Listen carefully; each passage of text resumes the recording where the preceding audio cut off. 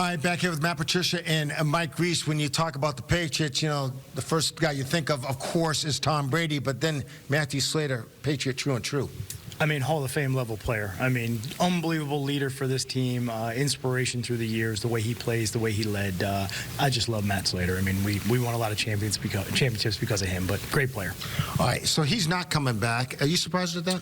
So, well, I'm not surprised. I think Matthew came back because of his connection with Gerard. And when the Patriots decided to move on from Gerard, well, he has a connection with Mike Vrabel from having crossed over with him briefly in 2008. I don't think it's as strong as a connection with Gerard, and I think Gerard, with Mike, I should say, and I think Mike has his guy, Stretch, who he's bringing in sort of a similar role. Everybody's not the comfortable same with thing. Their own people, right? And I think that's really what it is, and I think the point is, with Matthew, he's always welcome with the Patriots, but just not working for them this year. All right, let's talk about bringing in more talent, shall we? And the players that are available on the free agent market, or the players that just want to be traded, the players that may have a chance to come into New England. So some headlines over the last week of players, you know, and I think some of it's calculated. Super Bowl week, all the media attention. Myles Garrett of the Cleveland Browns says, I want to trade, I want to go to a contender. And I think immediately in New England, people think, oh, should the Patriots trade for him? I think it would be hard right now because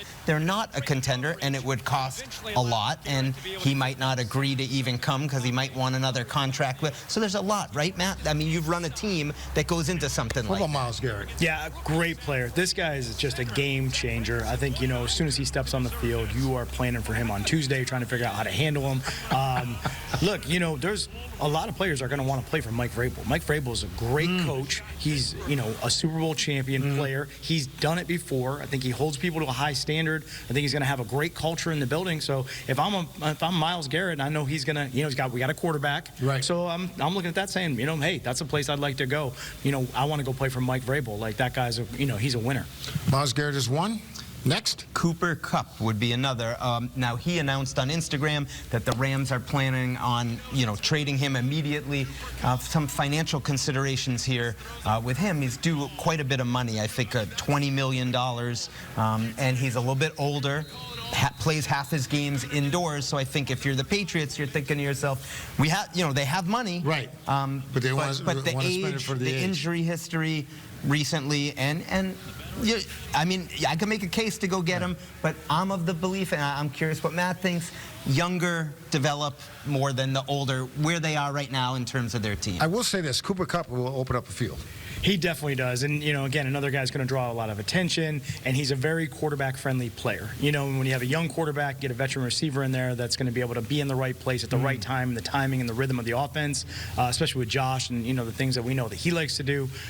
You know, it's a good fit. It just depends on really where they want to, you know, put the allocation of money. And I think he too old for that money? Well, I think it's going to be more the emphasis of let's try to get up front taken care of first. Both sides of the ball, let's try to get up front and make sure that we're, you know, we just watched it in the game today. You know, we can win up front. Maybe that's where they start.